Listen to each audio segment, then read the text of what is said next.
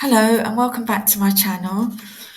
So, learning Spanish doesn't need to be complicated. I'm using mnemonics, which is images and or storytelling, to make Spanish vocabulary easy to remember. Because let's be honest, we all need a little help sometimes. I'm still learning myself, so feel free to join me as I try and figure it out.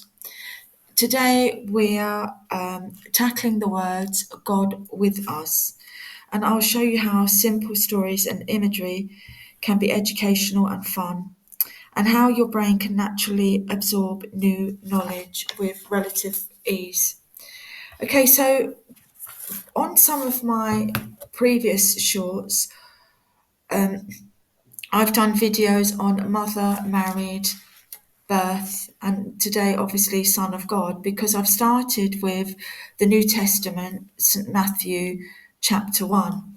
And mnemonics, really, you can feel free to use your own mnemonics, and you can make up your own mnemonics for something that you feel would be easier for yourself to retain. But in my learning, I feel that if you're telling a story in context with what you're trying to learn, so all of the words that I've done earlier videos on, and including this one, have been from St. Matthew chapter 1 of the New Testament. But as I said, feel free to use your own. So, God with us in Spanish is Dios con nosotros. Now, that sounds quite a mouthful, but if you have a look at the mnemonic, okay, and we take it one word at a time, Dios, okay, so if you think of divine and oneness, so the DI from divine, and the O and the S from oneness, so divine oneness, Dios, okay. Now the next word, con. So if you imagine, if you just take a deep breath and you just imagine contemplation, and you take the C, the O, and the N from contemplation. Okay?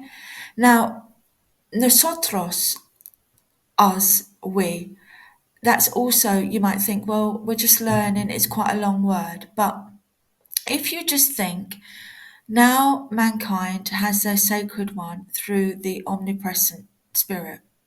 Okay? So now, N-O, sacred one, S-O, through the omnipresent spirit. So that's through the T and the R, T-R, and the omnipresent spirit, the O and the S. Okay, so English, God with us, Spanish, Dios con nosotros. Now, if you listen to this once or twice and you like this type of learning, and you do retain it, then please give me a thumbs up. Most of all, education should be fun, should be joyful. So enjoy. Okay, bye bye.